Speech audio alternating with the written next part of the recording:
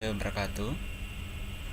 Pada kesempatan kali ini, saya Satrio Budi Wahyono dengan NIM 17143113108 dari Fakultas Teknik Prodi Teknik Informatika Universitas Bhayangkara Surabaya akan menjelaskan sedikit mengenai hierarchical clustering untuk memenuhi salah satu tugas aplikasi kecerdasan komputasional.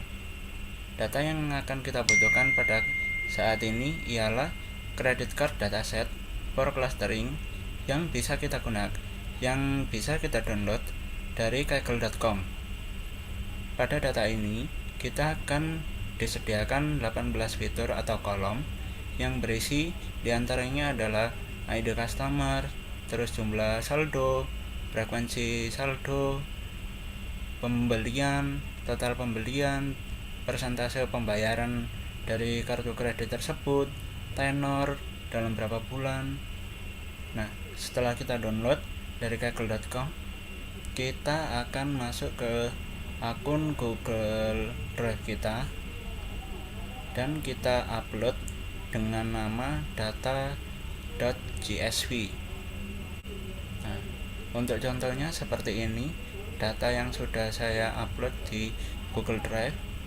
Kemudian kita juga membuat file Google Colab dengan nama terserah, boleh clustering, hierarchical clustering, ataupun yang lain, terserah kalian semua. Nah, untuk contoh isi dari dataset tersebut bisa dilihat seperti ini. Nah, di sini terdapat fitur customer ID, balance, yaitu saldo, terus balance frekuensi, yaitu kapan saldo tersebut diperbarui. Jika sering diperbarui akan memiliki nilai mendekati 1 ataupun 1. Bila jarang diperbarui akan condong ke angka 0. Terus purchases atau pembelian, one off purchases, installment purchases, cash advance, dan bla bla bla hingga tenor. Hingga data ini memiliki 18 fitur dengan jumlah 9.000 data. Setelah itu kita masuk ke file Google Colab kita, dimana ini untuk codingannya sudah saya buat sebelumnya pada hari kemarin dan sudah saya coba run sesuai dengan video tutorial yang telah diberikan oleh dosen saya.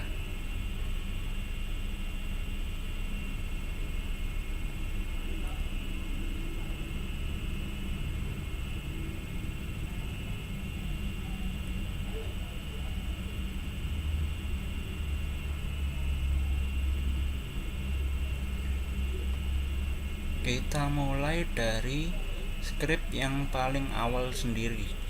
Nah, pada proses hierarchical clustering, untuk proses yang pertama sendiri, setelah kita membuat file Google Colab dan menamainya dengan nama yang terserah, kita akan mengimport beberapa library. Yang kita import di sini ada 4. Yang pertama itu adalah import NumPy, dimana itu digunakan untuk mengolah data, tepatnya untuk data-data array. Itu digunakan untuk proses komputasi. Untuk import library Panda, ini untuk membaca file yang berjenis CSV dan menampilkan data ke dalam bentuk tabel. Kemudian untuk matplotlib dan seaborn itu untuk melakukan plot variabel dalam bentuk diagram patang.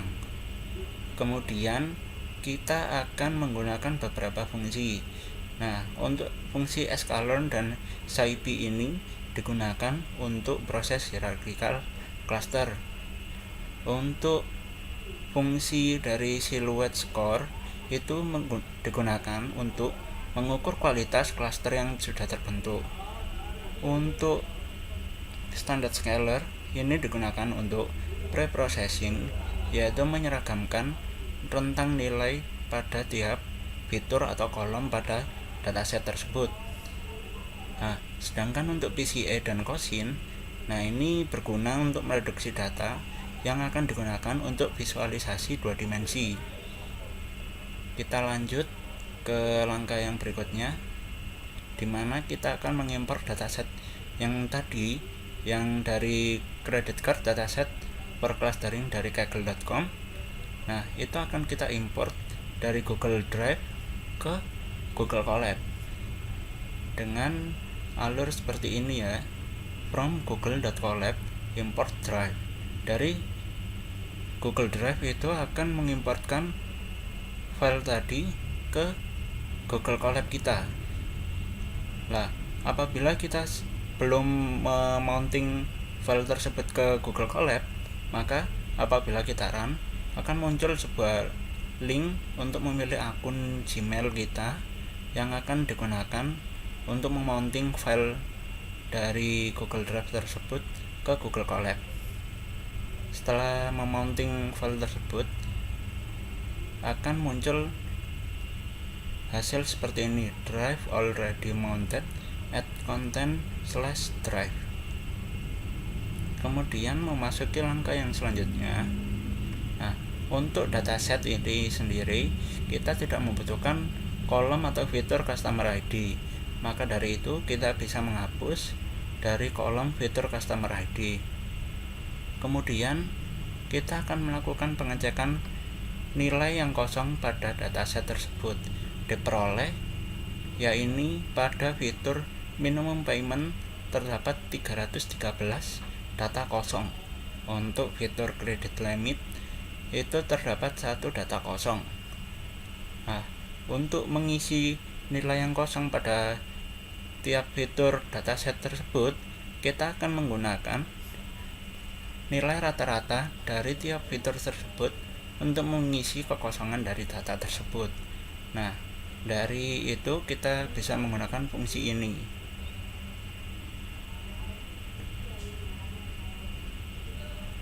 Lanjut ke proses yang selanjutnya, kita akan melakukan pre-processing dataset menggunakan fungsi dari standard scaler. Nah, fungsi dari standard scaler ini untuk menyeragamkan dari rentang nilai pada dataset, di mana pada dataset ini bisa kita lihat. Nah, untuk rentang nilainya ini sendiri terdiri dari 0 hingga tak terhingga, di mana apabila kita membiarkannya tidak menyeragamkan, maka akan dianggap lebih penting yang mempunyai nilai 0 hingga tak terhingga, sehingga proses clustering akan menjadi semakin rumit. Untuk memudahkan proses clustering, kita akan menyederhanakannya menjadi 0 hingga 1. Nah, untuk fitur balance sendiri yang tadinya memiliki rentang 0 hingga tak terhingga sebagai berikut bisa dilihat. Nah, apabila sudah diseragamkan memiliki rentang nilai antara 0 hingga 1. Ini sangat penting.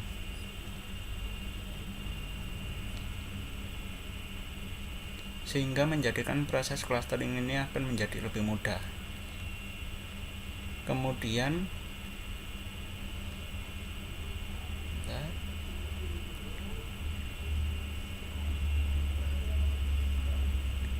bisa dilihat untuk rentang nilai pada tiap fitur ini memiliki nilai antara 0 hingga 1. Tidak ada yang melebihi angka 1.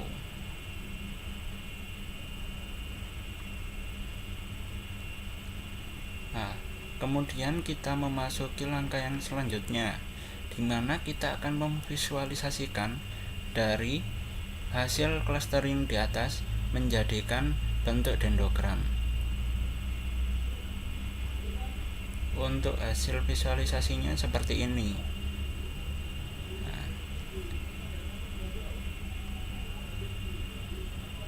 dari visualisasi ini diperoleh dari data yang memiliki jarak terdekat, sehingga data ini akan diclustering hingga menuju puncak yang paling atas, di mana pada puncak yang paling atas sendiri ini akan menghubungkan dua clustering terdekat.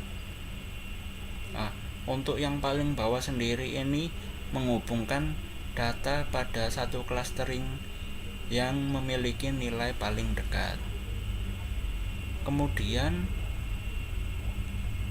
untuk mencari nilai yang lebih optimal antara kita membutuhkan berapa cluster, kita bisa menggunakan fitur dari silhouette score. Nah, dimana setelah ini kan kita sudah menerapkan untuk untuk dua cluster. Nah, untuk proses yang ini mencari silhouette score, kita bisa menggunakan untuk cluster bernilai 2 hingga 10. Diperoleh nilai optimal dari silhouette score untuk cluster yang bernilai 2 hingga 10 yaitu sebagai berikut. Dengan nilai silhouette score yang paling tinggi, maka dianggap akan lebih baik. Nah, bisa kita ketahui dari cluster 2 ini memiliki nilai variance yang tinggi di antara cluster-cluster yang lain. Jika diamati dari cluster yang bernilai 2 hingga 10 ini memiliki nilai intravarian yang rendah, sehingga perbandingan antara nilai optimal dari cluster 1 dengan cluster yang lain itu tidak memiliki perbedaan yang tinggi, sehingga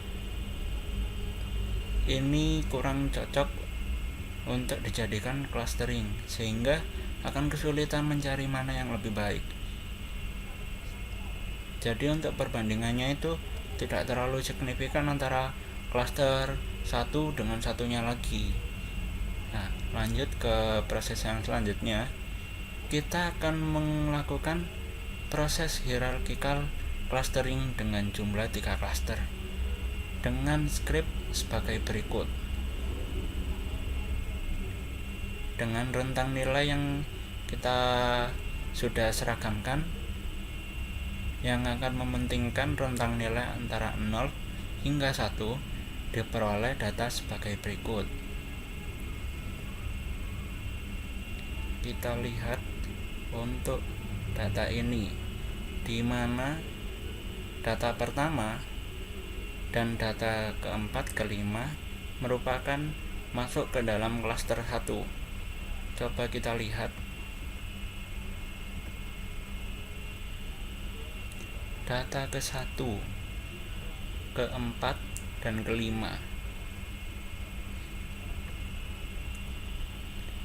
memiliki nilai yang hampir sejenis, jadi kurang lebih hampir sama. Bisa dilihat ini 0,9, kemudian ini mempunyai 0,636, dan ini 1. Jadi antara data pada data nomor 1 dan nomor 4 dan 5 memiliki kemiripan nilai data-datanya, sehingga apabila kita bandingkan dengan data 2 dan data 3 terhadap data yang sebelumnya, itu memiliki perbedaan yang sedikit lebih jauh daripada data 1, 4, dan 5.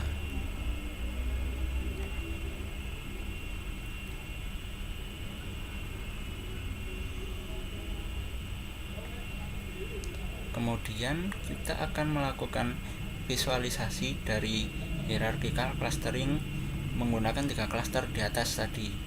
Nah, pada fitur payment, kita akan disuguhkan bentuk visualisasi dari ketiga cluster pada fitur payment. Untuk fitur payment pada cluster 0 memiliki nilai di antara kurang dari 0 hingga 1, nilai tertingginya. Untuk cluster 1 pada fitur payment memiliki nilai tertinggi kurang dari 0 hingga 1. Sedangkan untuk cluster kedua pada fitur payment memiliki nilai yang sama, yaitu kurang dari 0 hingga 1. Tapi bisa kita ketahui dari fitur payment ini yang memiliki nilai terbaik adalah pada klaster 1, di mana tingginya nilai ini bisa kita bandingkan dengan kedua klaster. Antara klaster 0 dan klaster 2 memiliki nilai yang paling tinggi ini, sehingga data ini baik untuk digunakan dalam proses clustering. Begitu juga pada fitur-fitur lain seperti minimum payment untuk ketiga klaster masih diikuti oleh klaster 1 dengan nilai yang tinggi pula. Kemudian untuk PRC full payment masih dipegang oleh klaster bernilai 1 dengan rentang nilai kurang dari 0. Ini bisa menjadi 0,-1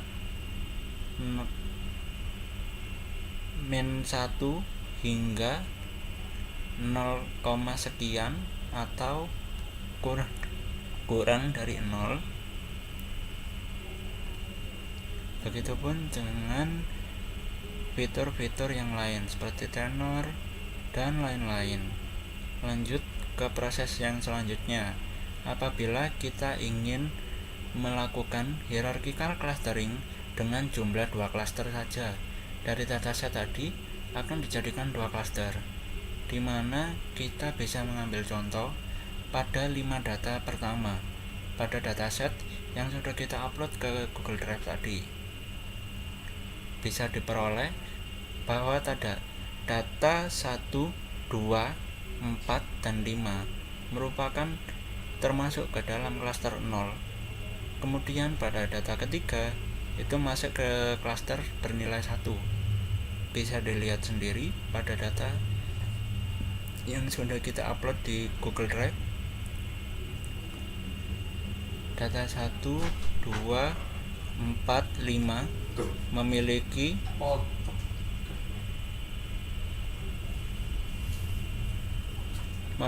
kemiripan nilai di antara fitur-fitur ini. Jadi data ke 1, 2, 4, dan 5 memiliki nilai yang hampir mirip dibanding dengan data ketiga pada dataset ini. Balik lagi ke Google Colab kita akan melanjutkan ke proses visualisasi dengan jumlah clustering 2 ya. Nah, dari proses visualisasi ini bisa diperoleh pada fitur payment dengan cluster bernilai 0 mempunyai nilai kurang dari 0 hingga 1 dengan tingginya sebanyak 4000 data. Sedangkan untuk cluster 1 pada fitur payment hanya memiliki nilai sebesar 3000 lebih sedikit. Untuk cluster 0 ini mempunyai 4000 data lebih, sehingga akan gampang dijadikan proses clustering untuk fitur payment ini jika kita mengambil pada data yang termasuk ke cluster 0. Begitu juga dengan fitur selain itu ada minimum payment, PRC full payment, tenor, dan lain-lain. Kemudian memasuki langkah yang terakhir sendiri, yaitu akan mengclusteringkan data-data tersebut. Nah, dari ke-18 fitur itu tidak bisa diclusteringkan semua. Jadi dari 18 fitur itu kita akan mereduksi menjadi 2 fitur saja yang akan diclusteringkan. Kenapa hanya 2? Karena bentuk visualisasi kita hanya terbatas pada visualisasi 2 dimensi, di mana pada visualisasi 2 dimensi bisa menggunakan sumbu X dan Y. Hanya terdapat 2 sumbu. Maka dari itu kita bisa menggunakan fungsi dekomposisi pada PCA yang sudah kita import pada script yang paling awal sendiri, sehingga kita menggunakan 2 fitur saja yang bisa diambil dari dataset tersebut.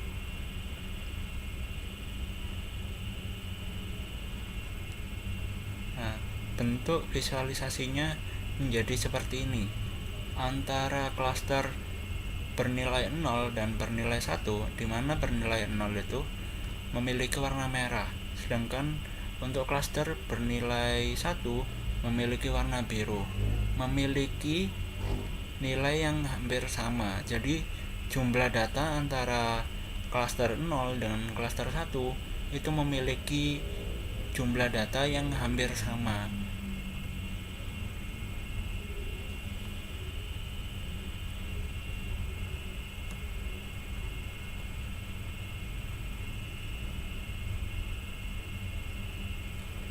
Untuk variasi kustomisasi pada script ini, coba kita akan rubah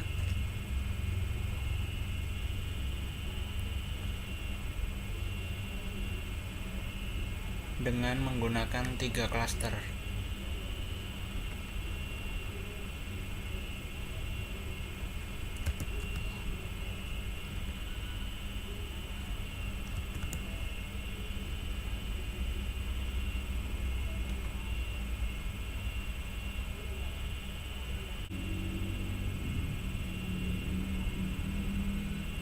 Diperoleh dari sini yang muncul sudah ada 3 klaster, yaitu klaster 0, 1, dan 2.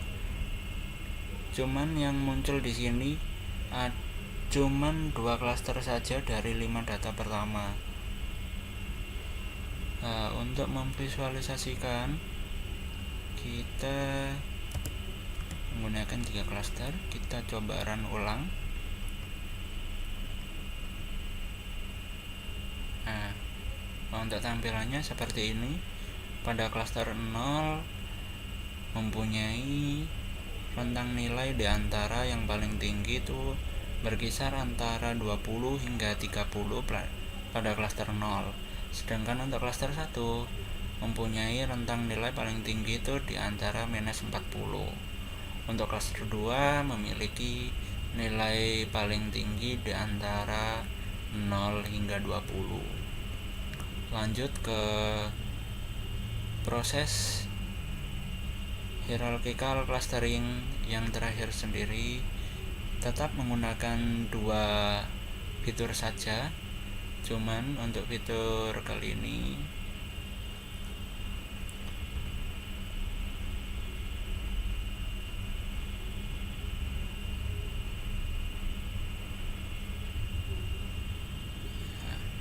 kita memasuki langkah yang terakhir, visualisasi dengan 3 klaster.